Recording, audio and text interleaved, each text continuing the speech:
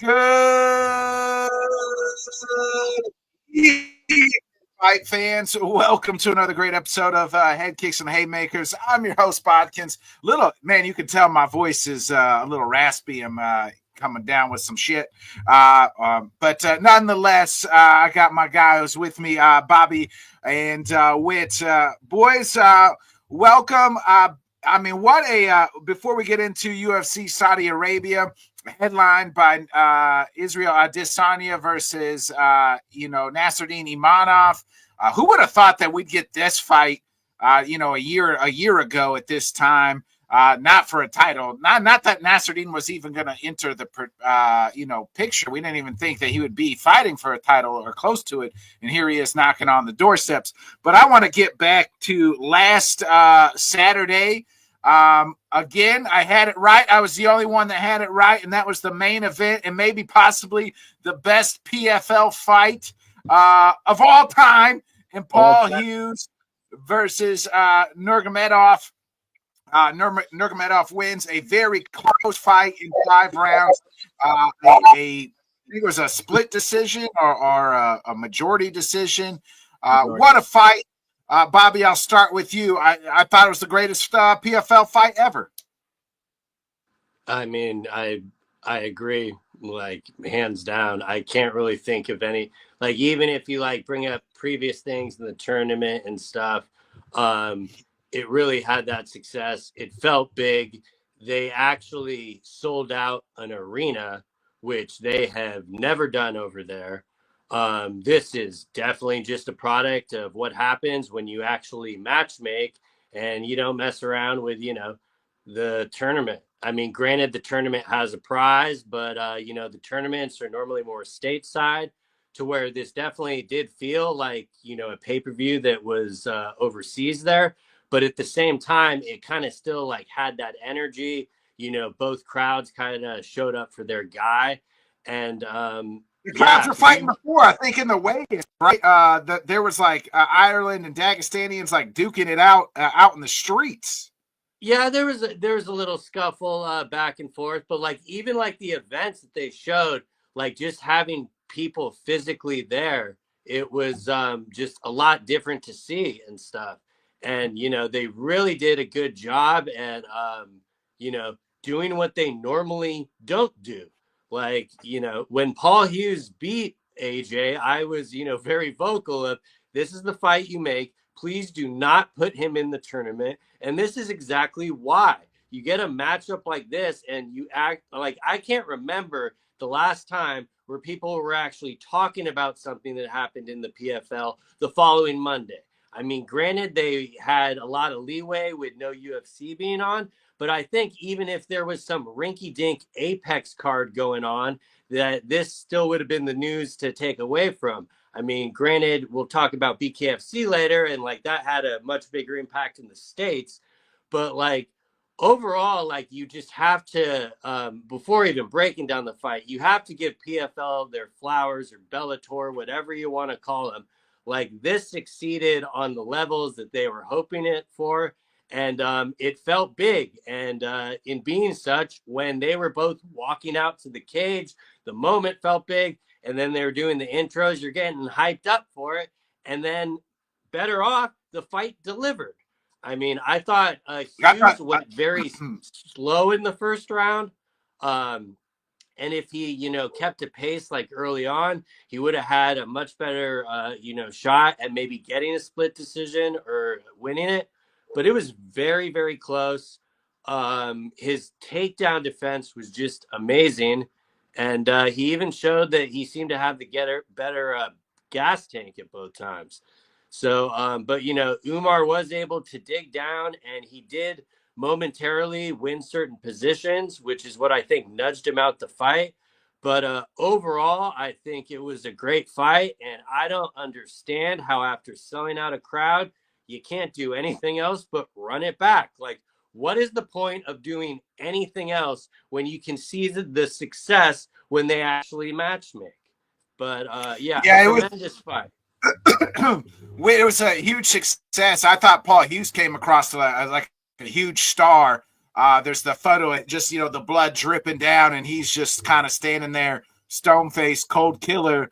Nurmagomedov kind of said like, Hughes has got work to do to rematch, but I'm on the notion of with Bobby. You run that shit right back. What work is there to do in the PFL? Like Paul Hughes is number 2 in that lightweight division.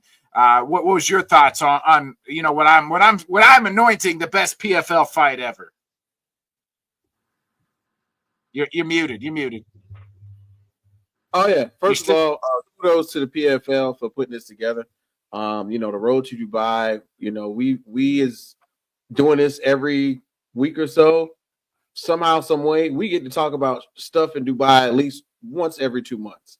And this is going to be up there on the list of things that we got to represent for the United Arab Emirates, putting together something really dope for them to use as they begin to spread their wealth around the fight game. Hey, look, the PFL came, and nobody likes the PFL. It wasn't even the USC.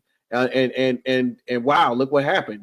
Bring your whatever, bring your promotion here. You know what I'm saying? So big shouts out to them. But then when it comes to the fight, I gotta agree with Bobby. It was one of those where the rubber got to meet the road somewhere. I think the Usman Nurmagomedov lore, the Dagestani lore, loomed really heavy when you looked in that corner and you saw Islam. You see Khabib. The names, the coaching staff, and they're with him in the PFL. That type of, notoriety in your corner. You know what I'm saying? Those are some big, heavy hitters to have behind you when you look at, the camera angles and who was going where and when they were getting them in the ring. But then shout out to Paul Hughes, because you know what I'm saying? No matter what, he went in there knowingly being the underdog, knowingly put on the best fight that he could have. I think Bobby's exactly right. There was some times when I was like, oh, because I watched it afterwards, like post it being on, because I was busy that night. But I watched it afterwards, and I caught myself going, oh, snap. Wait, he got out of it. You know what I mean? A couple of the takedowns, I want to say the second and third round, and Usman was pressing him up against the cage. Paul Hughes flipped over one time, flipped over a second time. Now we got to get on the feet. Now Paul Hughes is, trying to take a couple body shots. And that's around the same time they clashed heads, which gave Paul Hughes the gash, which was bleeding on his forehead or whatever. And then it's magically everybody's like missing and hitting each other's cups. What's going on? I was like, maybe that was hey, look, you got me, I gotta get you. You know what I'm saying? Like, I'm sorry. You know what I'm saying? Excuse your boys. Hope you got kids already, but I'm gonna kick you in the sack.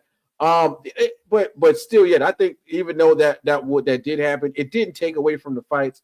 It added to the holding on to the edge of my seat. Like, okay, how long is he going to take? Are they going to hold up? And it looks like, to me, both of them held up really well. I want to end it with this. I can't remember who I was watching on TikTok, and I saw it later. The rest of it, a lot more of it on Instagram. But Ariel Helwani was talking to, I can't remember who. Like, my mind is going blank. But he was like, man, the thing that we hold the Dagestani fighters to finally showed a chink in the armor, because Usman looked tired. He gave Paul Hughes respect, and uncommonly, talked a lot more. And they were saying, well, could it have been, the excitement because he was in, Dubai? There was a lot of, of course, the Islamic culture in Dubai is really heavy. Is that why he wanted to talk? And somewhere on the other end was like, all he had to do was say, I'll smash anybody. But he talked and he gave Paul Hughes a lot of credit, which in essence makes it seem like, he can be beat. If y'all seen Predator movies, right? Predator 2, Predator 1. Yeah. If he can bleed, we can kill it. So it's a similar thought process of, if we can have him be this tired, if we can have him be disrespectful, then he can lose. And I'm gonna close it with this. I know I rambled a little bit. I thought it was extra cool that Khabib got in there, got on the microphone, did the really cool political thing. He was like, hey, I know y'all are thinking about me and that other guy. This is not that. Ireland is one of the biggest supporters for Palestine. Keep that in mind. I know some stuff went on, blah, blah, blah. And he kind of like closed the show by bringing the people together, because there was a lot of Irish people there. A lot of Irish people there, apparently. I saw a lot of pictures. So big shouts out to Khabib for being like the big figurehead that he is in another promotion still. You know what I'm saying? And represent.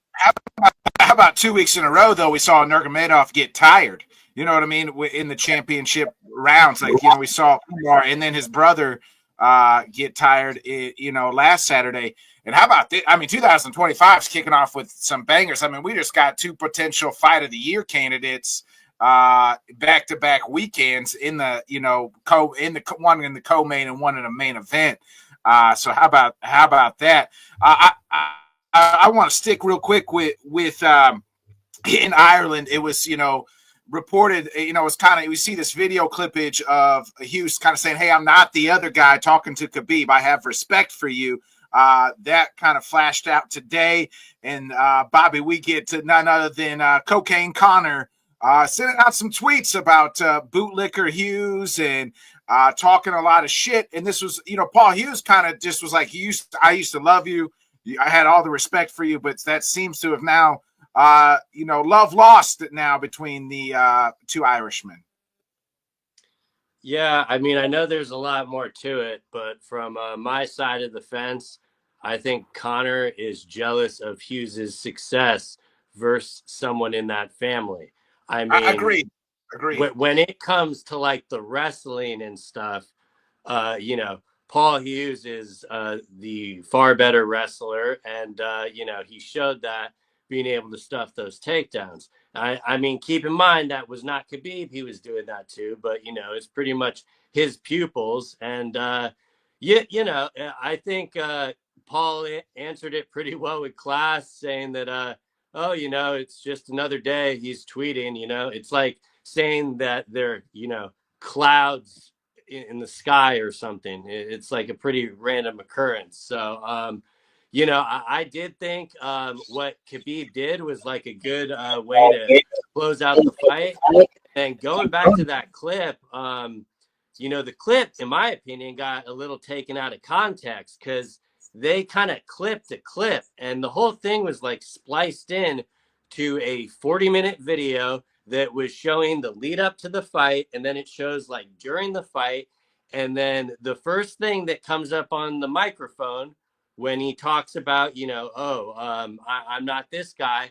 That was the first time that Paul Hughes walked over to Khabib after the fight. So, I mean, for anyone to like try to say that like they clipped it to take it out of context, that was the first thing that he said.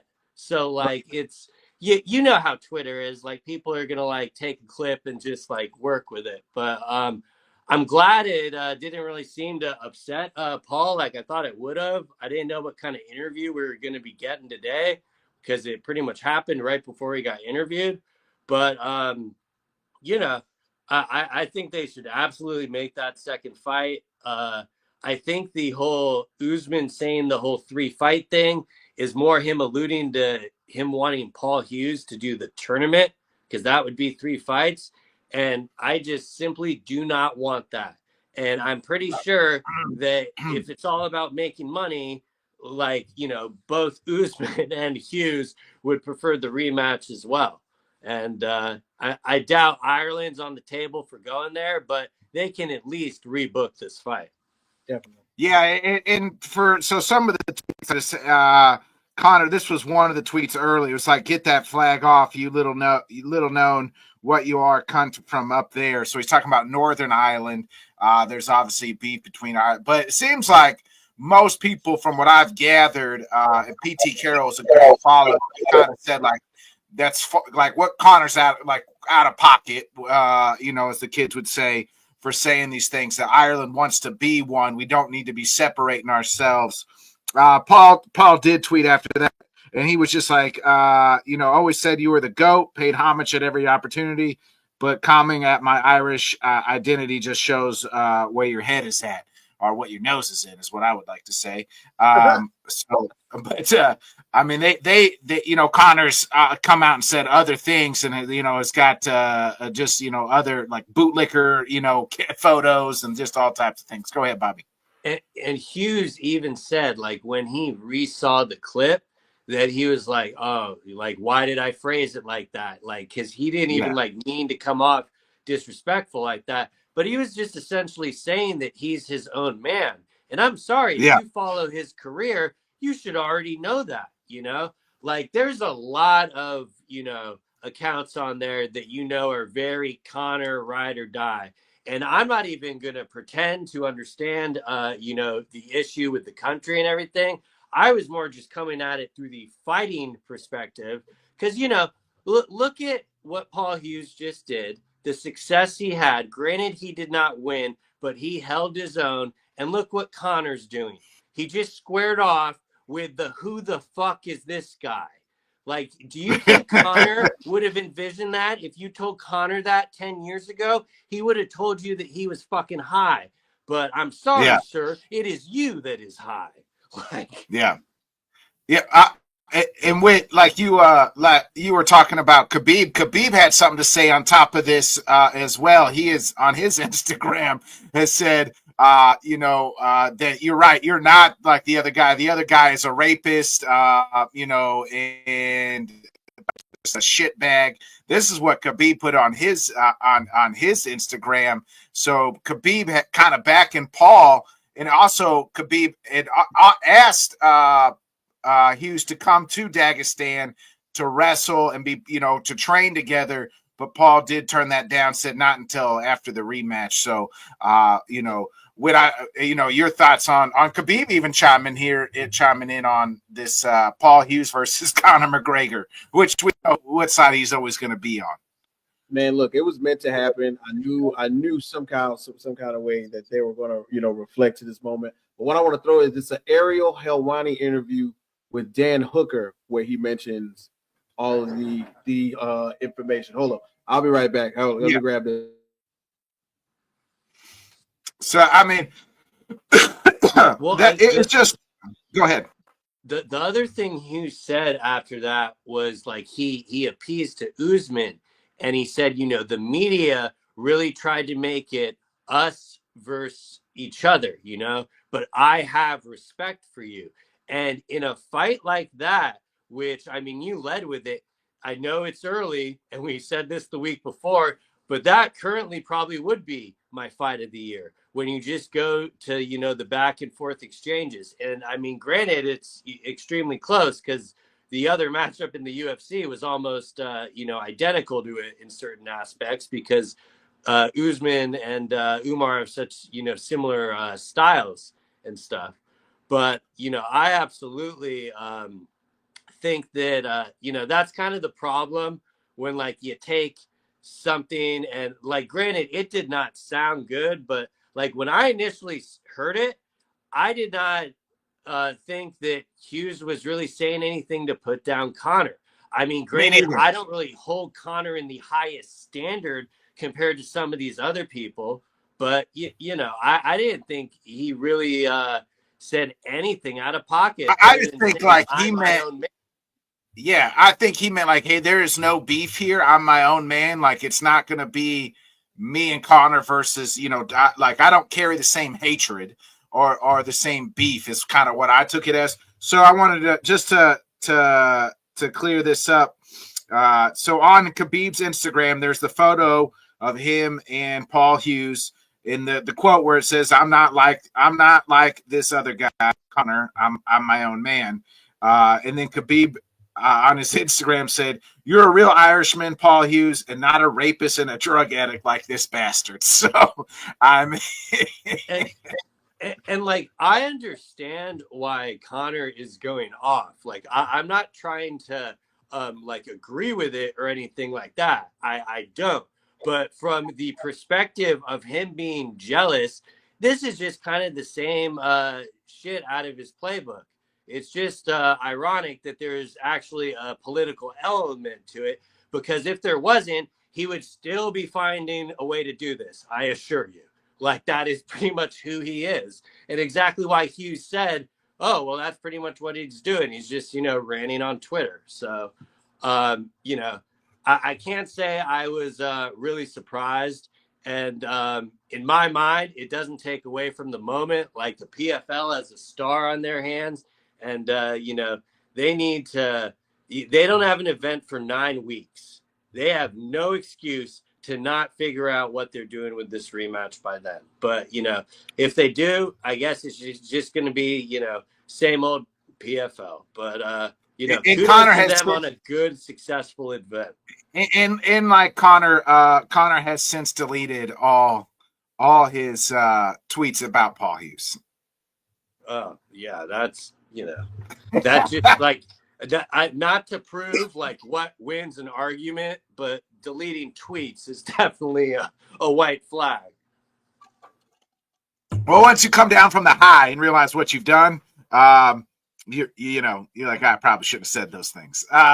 Speaking of Connor, and you mentioned it, who the fuck is this guy?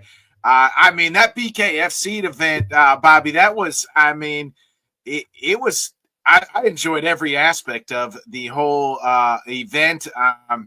It seemed big, Knucklemania 5, and man, it absolutely delivered. If you want to sit down and just watch it, it's not the most technical thing in the world. It's literally watching a bar fight. Like, that's the best adage. Shout out to MMA Chick, if you follow her on Twitter. She said I think she said it best was bare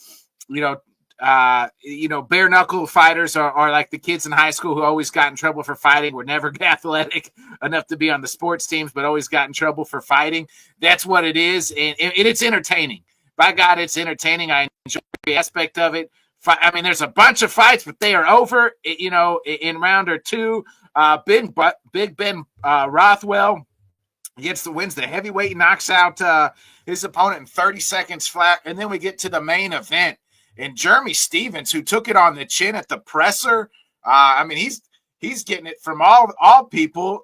You got, what's the middleweight cat that Joe Pyfer talking shit on his haircut. Joe Pyfer's got surgically implanted hair, so I don't think you're allowed. If you get the surgery to fix your head, I don't think you can talk shit about somebody's haircut. That should be a byline.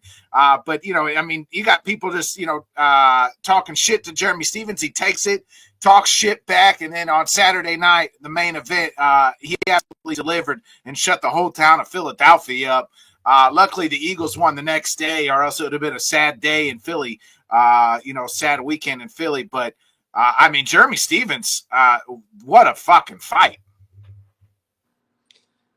Yeah, I mean, the whole event, like, it's kind of wild because we finished the PFL event earlier in the morning, pretty much, concurring that this is the best fight that they have ever put on. And then it gets followed up with this, which, they didn't sell out an arena in Dubai. They sold out the Wells Fargo Center. They broke the attendance record that the UFC held. And, I mean, that is a crazy feat. Like, I know they're not MMA per se, but how can you not consider them, like, the number 2 promotion is, like, who you can take seriously?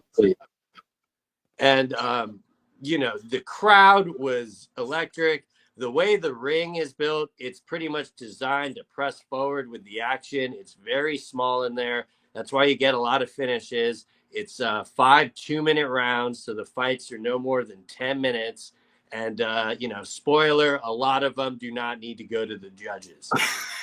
A lot of them don't need 2 to 1 round. You know what I mean? They don't need a 5 minutes. I mean, it was knockout after knockout, impressive. I've watched bits and pieces, but I came away Saturday night like, I need to go to one of their events. I need to witness this thing in person, in real life, because that seemed absolutely electric. Yeah, 2 fights in, I'm like, they have earned my fucking money. I'm buying the pay-per-view. And I mean, you literally you can rewatch the entire card in under an hour. What other sport can you do that with? Like, and I think everything delivered on it. Like, shout out to Big Ben Rothwell.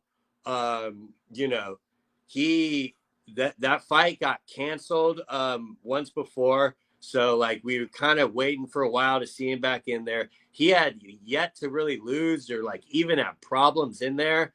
So you know, there was the small eye poke in the like kind of beginning of the fight, and then from there, you know, he laid him out. And you know, obviously, people might say stuff about the eye poke. I think that would have happened either way. I really liked Rothwell in that fight, and he's like both him and Jeremy Stevens, similar to Mike Perry, they're built for this shit, you know, like personality, their fighting style, you know, they're just made for it. So it's good to see him like win an actual title. His post-fight speech was electric. And yeah, then we got into the main event, and that was the whole press conference was so Philly, just with the constant haggling. Jeremy Stevens took it on the chin, never lost focus, and literally used that in the ring to get it down. And unfortunately, broke Eddie's jaw. I mean, broke yeah.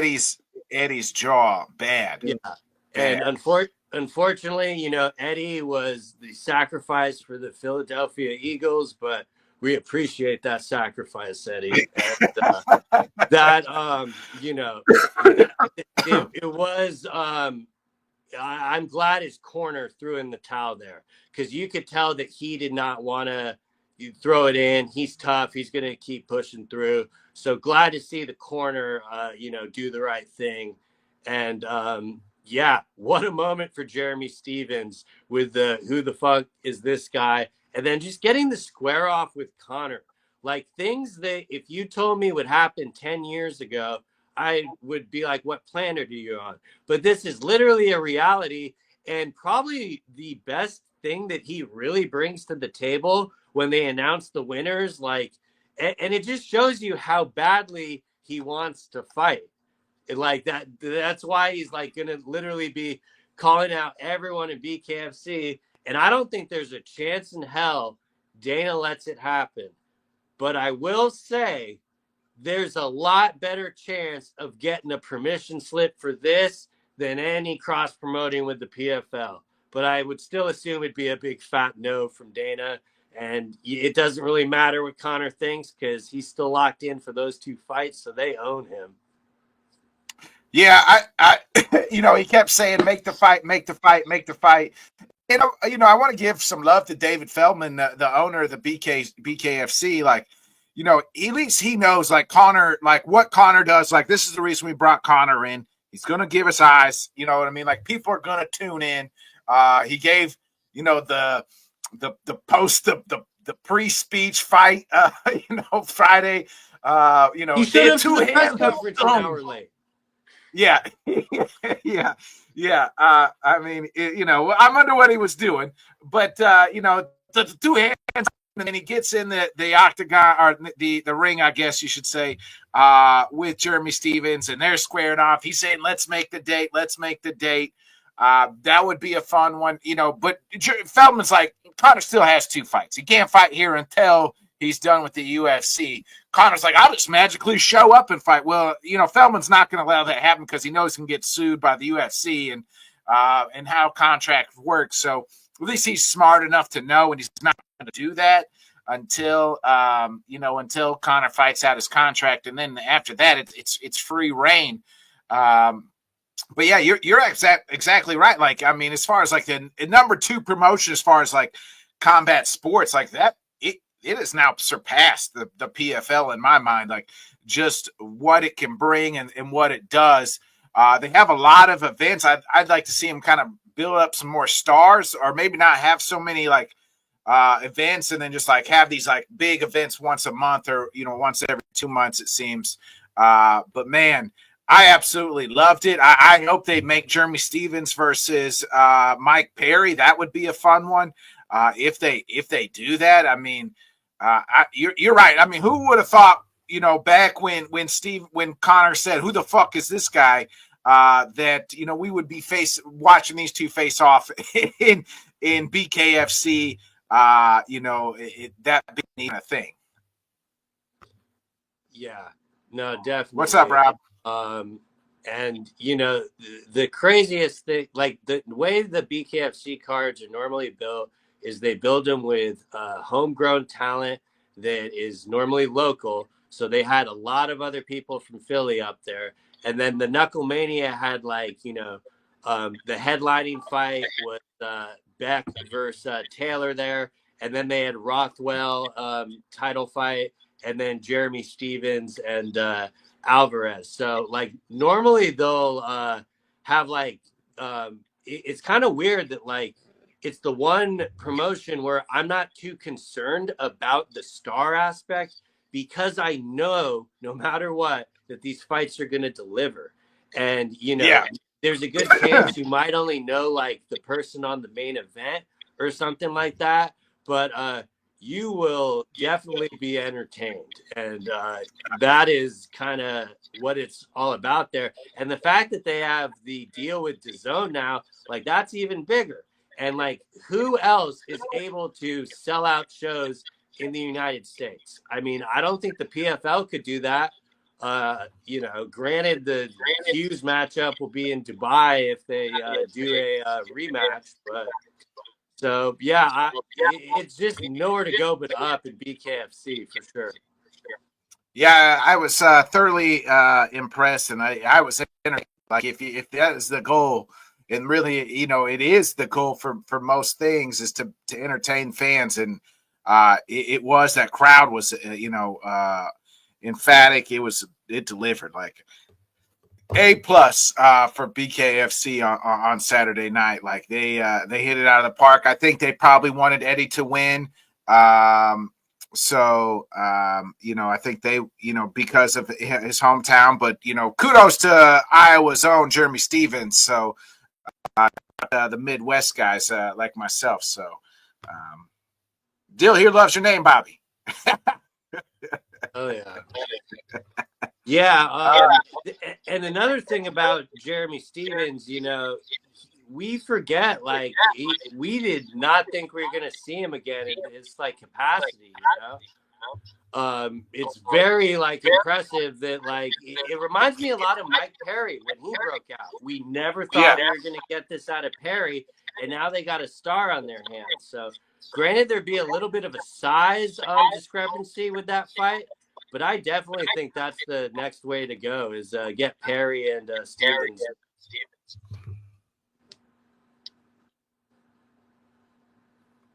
All right. We had to bounce out. So it's just me and you the rest of the way, Bobby.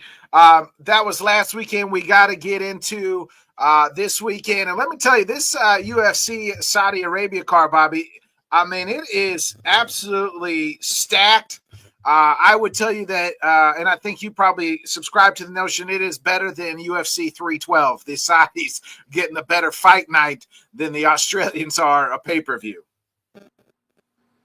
Yeah, no, I'd say another very good event. You feel the Saudi Arabia aspect to it, because it definitely feels like it's kind of built like a pay-per-view. And it lost a few fights, but it's still really, really stacked. And it's an early one for me, so I'm excited about it. Yeah, I think it starts at 6 a.m. your time, prelims. Yeah. Right? Yeah. On the West Coast. So fights and coffee. Yeah. Hey, yeah, I like it. I like to call it knockouts and pancakes knockouts. You know what I mean? So let's look at this card real quick. Just kind of on the prelims, Terrence McKinney makes the ride over. He's going to take on Damir Hadzovic. But one of the main women on the flyweight, Jasmine Jasovicius, is back versus former title contender Marina Buena Silva. Jasmine's actually a pretty good sized favorite here at -260. Yeah, it's the first women's fight in Saudi Arabia, if I'm not mistaken. Oh shit! I guess that makes sense. Checks out, because they don't even allow their women to show any. They got to dress. You think, how are they gonna dress that? So I saw the uniforms, and it's kind of weird. The tops are like connected to the pants, so it doesn't like show their stomach. They showed a picture of Maya Buena Silva wearing it, but yeah, I was kind of surprised because I know you've seen like the wrestling in the past, and they make them, wear long sleeve everything. So I'm surprised they're getting that. But I think that's a perfect women's fight to get on there because it's going to have a lot of action. And I'm also surprised that Jazz Divisius is that much of an underdog. No, she's the favorite. She's minus 260. Oh, okay. All right. I agree with that. Yeah. But to me, let's look at I think that the fights to really look at are the three at the top. I mean, these three would be like the top three cards of the pay-per-view if this was a pay-per-view event. And it's the return of Sergey Pavlovich, who, I mean, was on a run and as of late has struggled. Losses to Tom Aspinall, and who he's lost like 3 in a row, I think, or two of his last. He three. Lost that fight to Volkov, and then that's right. He got upset at him afterwards too. So you can almost chalk it up as 2 L's for that one. Yeah, that was at Saudi Arabia too. So he returns back to where he was back in June against Volkov. He lost, but before that he was on a run and was beating out, knocking out everybody. And then loses to Tom in the for the interim title, and then loses to Volkov, and now here comes Jairzinho, who's Jairzinho's fought everybody and anybody in this heavyweight division. He is on a 2-fight winning streak, coming off a win over Gaziev and Tai Tuivasa just in August. How do you see this one going? Pavlovich is a pretty good sized favorite at -3. So he's like a 3-1 favorite, you said? Yeah, -330. Jairzinho is plus 255. Yeah, I mean, normally I'd probably say Pavlovich, but he's really he's hard to figure out, like where is he gonna go with it? But I don't know. I guess I can kind of see the favorite because Biggie Boy has kind of had issues with like kind of the bigger and more solid guys and stuff. The power punchers, right? The big power punchers is the guys that he falls to. Yeah, and I'd have to imagine that Sergey kind of did the work after that loss because it seemed like it really upset him. So I don't think that one's going to go long, and I would think we'd get a finish by the second. So give me Sergey. Yeah, over under on the rounds is 1.5. Yeah, I mean, that's about right. You figure they're going to go in like paced, and, it's not like they're just going to be sloppily brawling, but there's really only one option when guys that big are throwing at each other like that. I would probably take the over on the 1.5, to be honest. Who you like winning? I think I'll lean Sergey, even though his last performance, he looked pretty frustrated. I think he's going to figure out a way to kind of hone in some of that positive energy and be more like Volkov getting his hair combed during and stuff. So, hopefully he just is able to go in with a better attitude and get it done. But at the same time, what would you even do? Like, where are these guys ranked? Are they like both middle of the pack there, or are they like outside the top 10 now? Yeah, I'm gonna go with Sergey. I think Sergey gets the knockout here. And I'm gonna say the first round. I think I'll take the under on the fight on the rounds, and I think Sergey knocks his ass out. Sergey's going to remind us how good he was on that run that he was knocking everybody out. The Derek Lewis's, the Tai Tuivasas, and all them. He just ran up against kind of the cream of the crop there at the top. Yeah, he's a freak. I thought he was built in a lab. Yeah. Speaking of built in the lab, these two gentlemen in the co-main event might be built in the lab. Bobby, you said it in the pre-interview, before the pre-show. You got the Bullet, Sharp Bullet, the alligator, and Happy Gilmore too, as you said. Yeah, the Bullet. I mean, he is taking some Hollywood roles, so I would expect Netflix to open their wallet too. But yeah, I mean, as far as picking that one, I don't really know what we're gonna get. MVP had that grappling match, and I wonder if he's gonna decide to use some grappling. I think that's kind of a lame and boring take, but I really don't see him just like wanting to point fight him. But at the same time, like MVP is good enough and fast enough where he could do that. So I think I'm gonna have to lean on MVP's experience. Like, who's favored? The Bullet? Yeah, the Bullet minus one. It's out even. MVP plus 165. Yeah, I mean, so it's fairly close, but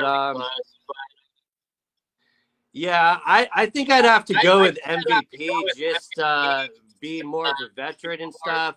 Coming up to 185 is a little interesting to me. I wonder if that's going to be a permanent thing.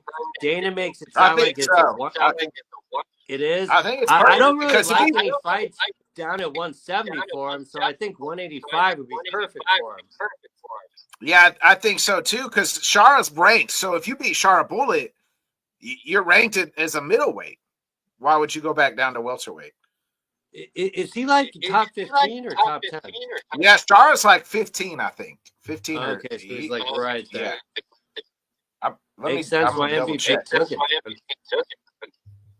I mean, yeah, I really applaud the matchmaking for that, for the co-main and the main. I think both the styles like really mesh well.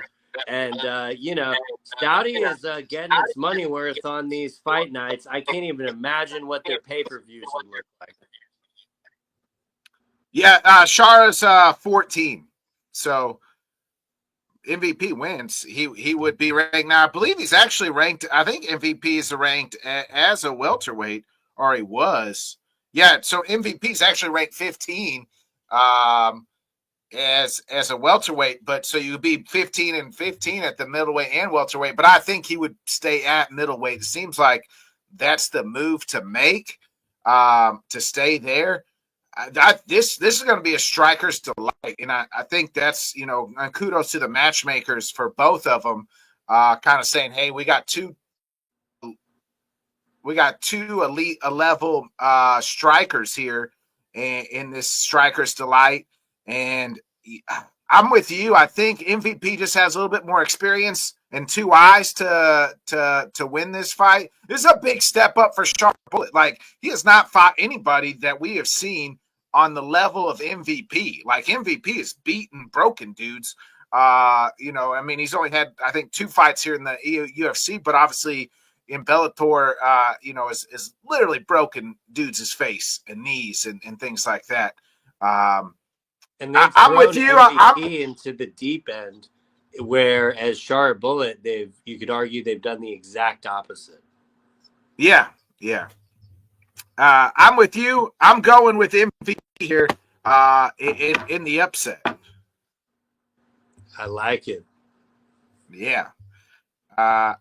So let's get into the return of none other than the last style bender. Israel Adesanya returns. This is his first non-title fight, Bobby, since 2019 when he fought Anderson Silva. So, wow.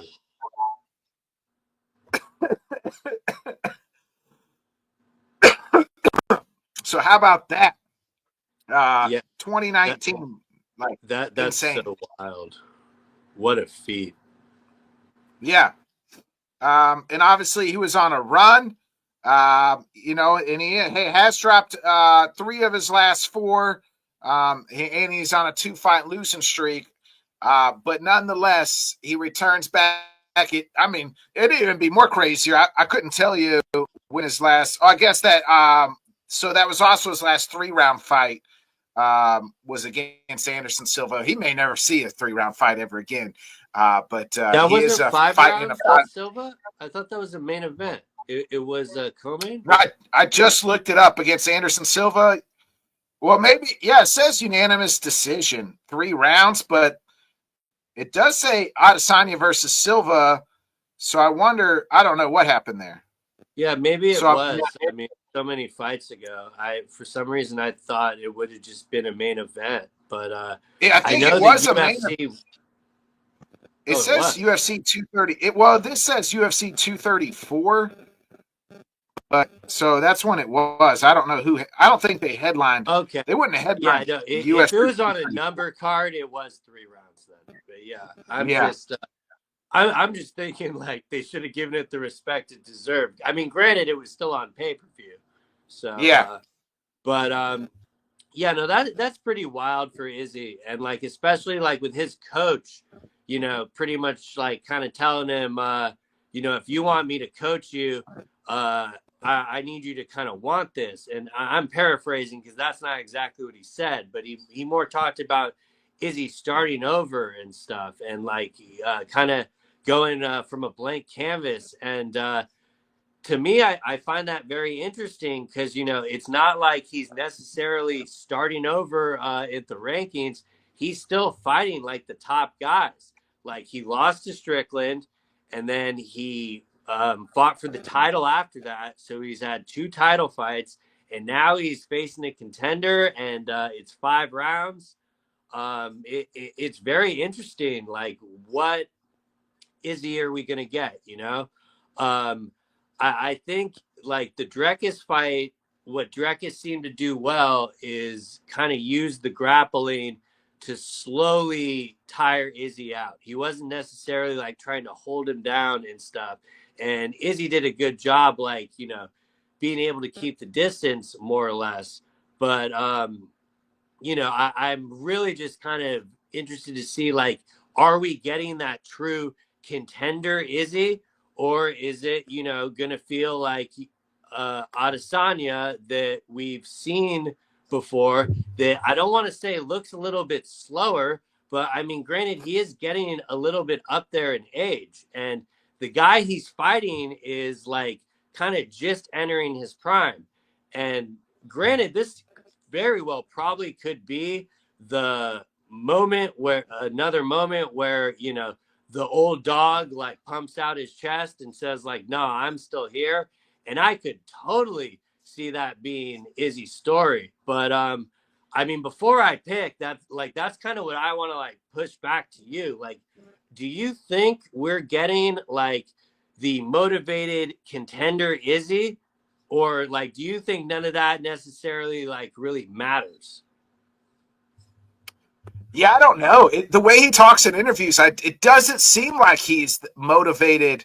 Like watching him on on the Ariel Helwani show in that interview, it doesn't seem like he's like motivated to like really get the belt back. Like he's just like, I want to get a sub, or I want to do this. Like I'm not. Doesn't seem that way, but his head coach Eugene Behrman is making him that way. Like I think in that interview, he pretty much said like, "Don't come to the fucking gym until I get 2018 Izzy back."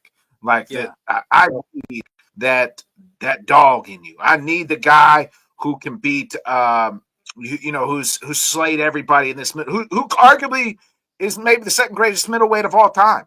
In my opinion, is the second greatest middleweight of all time outside of Anderson Silva.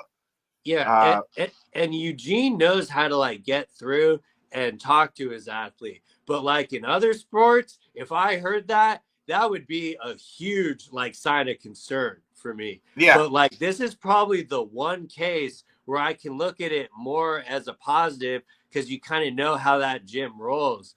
And that's what has me like very kind of undecided as far as like what fight we're going to be getting. I think Imarov's best bet is to kind of make the fight go longer in the tooth and implore a little bit of grappling to tire down Izzy. And I know that sounds crazy to have the strategy be try to tire down Izzy when he's been in multiple 5-round fight title defenses and stuff. But that's just kind of where I'm at with it. Like, is that going to be kind of the difference of Imavov being able to take advantage of maybe being able to get a submission in or something like that? Because like when Drekis submitted Izzy, it was simply because he made a mistake, and that's why the choke was in quickly. So like, can Imavov implement that same strategy? And the more and more I keep going back and forth with it, I do kind of like his chances for it. But, you know, I know there's a big difference in the striking and stuff like that. So that's why it has me so, like, caught up. Like, is Imavov going to be able to keep it out of kicking range and more in boxing range and hold him up against the fence? Because, I mean, you know, Izzy's got to be expecting that. So, yeah, I'm just really excited to see it.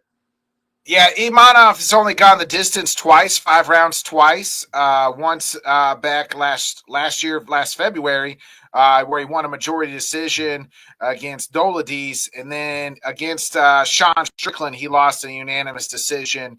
That was January in 2014 and 2023. So, you know, and then we're seeing, you know, in that Strickland fight, like he did not have the cardio back then. Yeah. And that's like, cause like Sean dropped the first round and then like he just, you know, took over.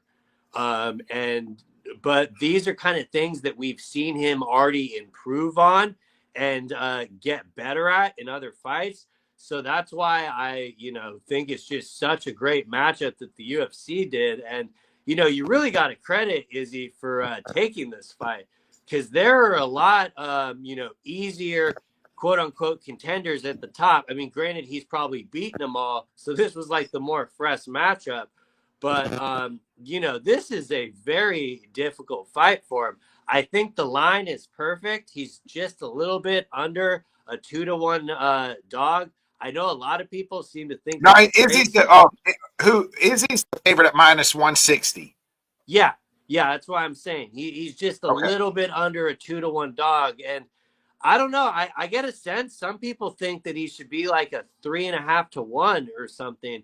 And granted, it's very hard to get some of those performances out of your head when he's like done so well and been able to shut it down. And I mean, he was even winning the fight with Drekis.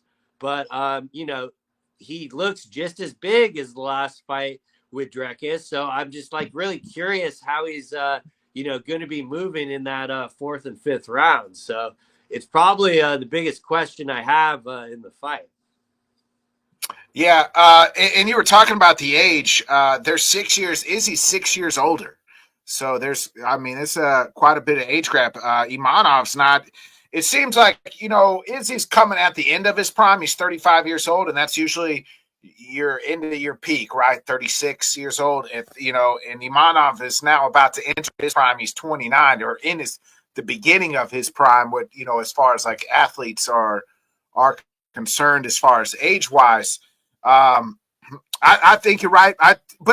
Izzy did look a little slower, but I mean, I think he just made, to me, was like that small mistake, right, against DDP, and before he took him down and choked him out.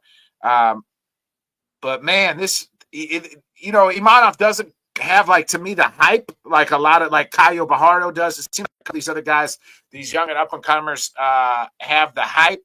And I don't really know if he does have that yet.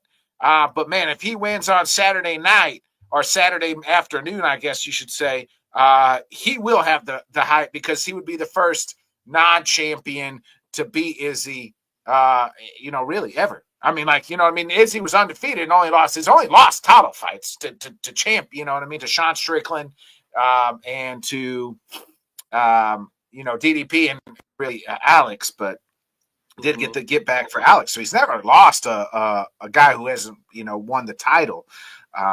But Bobby, go ahead and make your pick here. You know, it's going to come back down to like what Izzy we're getting or what Imavov we're getting. And I think I'm just more inclined, even though I think it is not going to be the correct pick. I think I'm more inclined to just go with the younger guy, and I'm leaning Imavov. Okay, you got you, man. And I don't feel good about it, for the record. Like I think, it like this seems to be that classic kind of style bender moment, that like we'll get back, like his y'all must have forgot moment, and then there'll be egg on my face, which I don't even doubt at all.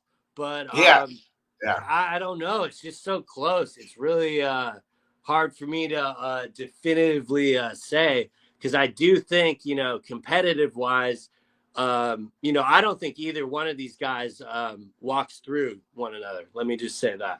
Yeah, I don't think either. I think it's going to be a good fight. I think it's going to be a competitive fight. I I'm with you. I think this could be the y'all must have forgot moment. This is, we saw this almost a year ago around the same exact time. Dustin Poirier versus Benoit Saint Denis, where it's like we're gonna feed this old cat, to the young guy that we want to build the star off of. Yeah, I'm going. I'm going. The last stopbender. Y'all must have forgot. I did not forget. I'm gonna ride with Izzy one more time, baby. Here we go. One more. It we'll talk more about next week what happens, who wins or loses. But man, I just don't think Izzy can lose 3 in a row, right? Like like if he loses 3 in a row, we are entering Tony Ferguson. I mean, not quite Tony Ferguson So territory. to me, I don't find it to be that big of a deal because of the competition. Like we are talking 2 title fights and a guy that is one day going to definitely be at the top. And I don't. Izzy, he is at the top, right? I mean, he beats Izzy. There's him and Hamzat is next for the title fight. Like, pick which one you want after that. Yeah, and I mean, for me, it's just so like I get the y'all must have forgot moment, because like it really does seem to be a story of his career, and he has done a very good job at not taking excessive damage, in throughout his career and stuff. So it's not. I don't really think I'll ever get to a point watching Israel Adesanya fight where I'm watching with my hands over my eyes, like similar to Tony Ferguson. Just because, like, I don't ever expect him to, like, really get, that reckless, because, his number one thing has kind of always been his defense. And that is kind of a reason I like him in this fight, because he does not really need another title to like really cement his legacy or anything like that. He technically has already done enough. So everything he's doing right now is just kind of extra. And if he puts that mentality into it, like he could easily make Imavov look like the young buck. But I don't know. At the same time, like I just look at Imavov's size and stuff, and I just feel a lot of similarities to the last matchup that Izzy had with this one here. It may not look pretty, but it will get the job done.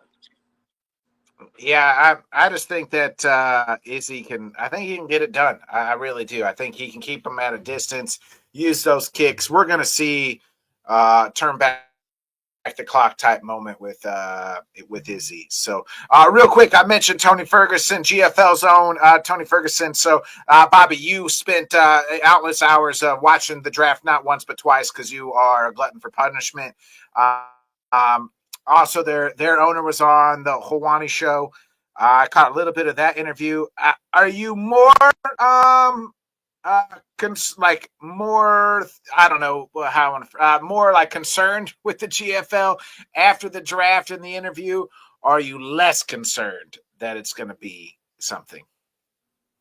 I tried to remain as optimistic as possible prior to the draft, because like I was just on the mentality like, well, let's see what they can do before we figure it out. had a And cool song. They did have a cool song. You know what I mean? They give them that and cool graphics. it and the concept seemed interesting, the idea seemed unique, and then the draft kicked off, and you realize that all of that stuff was a horseshit marketing gimmick. There was no draft. They accidentally leaked the actual draft list on their own broadcast, mind you. Like, it wasn't someone leaking it on Twitter. They put it on there. And at one point, like in the middle of it, they just figured, well, everyone knows who got drafted, so let's just stop the draft and go over the picks. And you know, credit to Brandon Schaub. If they did not have him, I don't know how ugly that looks. Like, it was still like pretty odd, but like he was like he's so good at like kind of gassing things up to where like I'm kind of like used to it, where it's like, okay, this is kind of like mildly entertaining. But then like some of the things that like Robin Black was saying about Brunson, like it just I was watching it for more of an entertainment value after it was going. The Robin Black AI, Brunson is in the GFL. He's not longer in the PFL/Bellator. I'm not really sure how it works. Like, he might have technically been a free agent. I can't even remember if he got drafted. I just know Robin Black like went on this rant about him, and a lot of it seemed to be like they were kind of bullshitting like in between.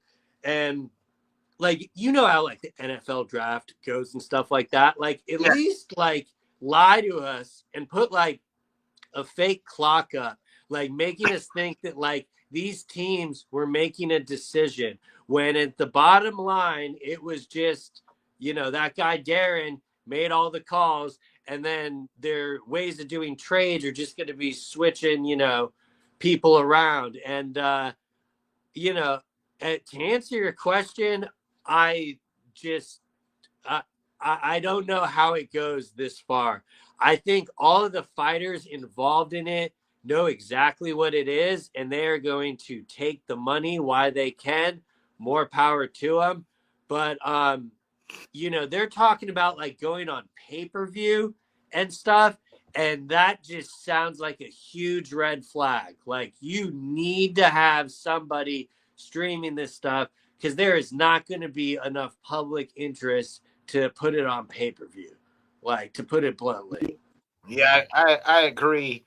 And there's not gonna be enough. In the way they talked, like there's gonna be like three. And now I like I said, I like top part, but it's not like they were gonna do like the NFL, like a three match. I don't fucking 3 teams versus 3 teams and like 3 games almost, right? Like there's gonna be like a noon game, late afternoon game, and then like a evening game. But like they're gonna be cards, like the 2 cities battling, 2 teams battling it out. Sunday MMA sounds terrible to me. like and if you do it in the summertime, I think you're better off, especially if you do it on Sunday, because then you're not going against any competition. But if you're doing it in the fall, you're fucked, because nobody's tuning into the GFL when they're going to watch the NFL. Yeah, the other frustrating thing to me is like the PFL literally just learned their lesson about how stupid their point system was. And unfortunately, they couldn't go full kamikaze on the tournament. We almost got there. Who knows? Maybe with the Hughes success, we might again. But I'd be a lot more, and I know I'm in the minority on this, because a lot of people that I hear from are excited about the team element, even after the draft. Don't ask me why. I'm really trying to figure it out myself. But that is like interesting to them. And to me, if you had all these fighters and just made the fights, that would be more interesting than like putting them on like Team LA and Team Miami. And it just seems like way too messy for something that is simple. And I don't think they're going to be selling any, like, people are saying, oh, I need to see the Team LA logo. I mean, did you hear the theme song? I'm pretty sure all the logos will be generated by AI. Like there's gonna be no originality in this, and that was kind of my biggest. I don't like to protect your neck unless it's Wu-Tang. You know what I mean? Like that's what I was upset about. I was like, how they gonna call this protect your neck and it ain't Wu-Tang? Well, they're too fucking cheap to pay for the rights for that song. So they came up with that bullshit. And I mean, after the fifth time they played it, I was like, they keep running this back. And I'm just curious, did that ever get to an editing floor, or did they just have the AI do it and figure, well, the AI did it? Because if that was proof read by a human, God help that person. Because I mean, all the fighters looked like they were 10, 15 years younger because of the AI generating. Like Holly Holm looked like she was 25. Oh yeah. Well, I mean, when it's the geriatric fight club, they got to make their fighters look like they're younger, back in their prime. Yeah, and I hope the fighters just get their money for being a part with it. What I'm really concerned about is we get one or two events off, and I hear that guys are owed money or something. And I'm not trying to put that out in the atmosphere, but that's my biggest concern with this. They claim to be 50% revenue, but how will that get them paid? Yeah, I think we've seen this type of shit before. It's not going to work out, and I've never as a fight fan or a person mixed I don't I don't care about teams. That's why I watch other sports. You know what I mean? That's why I watch football, because I have a favorite team. Now that I have fighters I like, but I don't give a shit if they're on a team or not. I'm not gonna root. What if you're one of your favorite fighters? Let's just say Tyrone Woodley. I don't even know what team he's on, but I'm just gonna use T Wood, and he's fighting against a team. He's a fighter that you like, and he's fighting against Los Angeles, your city. You know what I mean? You're like, oh, I want T Wood to lose, but no, I've been rooting for T Wood my whole life, or something like that. So it's an individualized sport, and we need to probably stay that way. But I'll give you one better. The one fighter I was excited that was on Team LA was Rashad Evans, who did not want to be drafted by the GFL, and they have removed from Team LA. So and then his answer when he was asked about that, he compared it to Peyton Manning getting drafted in the NFL. Are you serious? Who said that? Rashad? That Darren guy. He was asked about, and he more or less, you know how they deflect and compare it to a different sport. He tried to refer it when Peyton Manning got drafted. And I mean, I keep going back to that, and I'm like, how is this thing going to succeed? But, I will be happy to be proven wrong, but it definitely ain't looking good. As Luke Thomas said, this looks like the biggest nothing burger ever. Yeah, I think it's pretty much dead on arrival. I mean, they got a lot of names, but I don't think those names mean much in this day and age and time. Nostalgia's a motherfucker. It'll get you every time. So I will say that. But Bob, before we get out of here, you got any final thoughts? No final thoughts. Other than there's the Benavidez boxing fight on later in the day, and that I think that's on Prime. I would definitely tune into that one. That is going to be some. I can't think of other than the Usyk Fury fight. I can't think of a boxing matchup I've been this excited for since Crawford Spence or something. So I think it will deliver equally. Not sure what type of fight we'll get, but we got some good fights on a Saturday early, and then the nightcap of boxing there. Yeah. All right, folks. Plus, you got the Royal Rumble if you're into the WWE Saturday night. So, as well. Big day for TKO. Yeah, big day. You think? Here's one for you since you brought up. Do you think there is a UFC fighter that enters in the men's Royal Rumble? No. Not Michael Chandler? No. Not unless it's Brock Lesnar. That's it. Yeah, I don't know. I was just thinking that they always have that like wild, holy shit, we didn't expect this one, and I Yeah, figured because the merger it'd be low hanging fruit, but they'll probably no, wait next year when it's in Saudi. yeah, yeah. Then Khabib's coming out, you know. Oh, wild. All right, on that, we'll end it. We'll end it there. We'll be back next week, 8 o'clock Central, 9 Eastern. Appreciate everybody tuning in on the comments. Like, subscribe, share. We'll be here 8 o'clock Central, 9 Eastern next Wednesday night for we'll look at we'll talk about all the action that happened this past weekend. Be a friend, tell a friend, folks. Like, subscribe, share. We'll see you then. This has been another great episode of Head Kicks and Haymakers. My guy Bobby, I'm Bodkins. Catch you next week. Peace.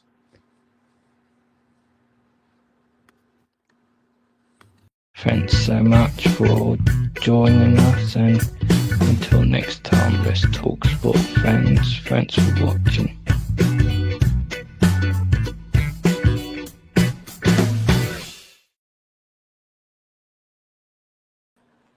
Oh.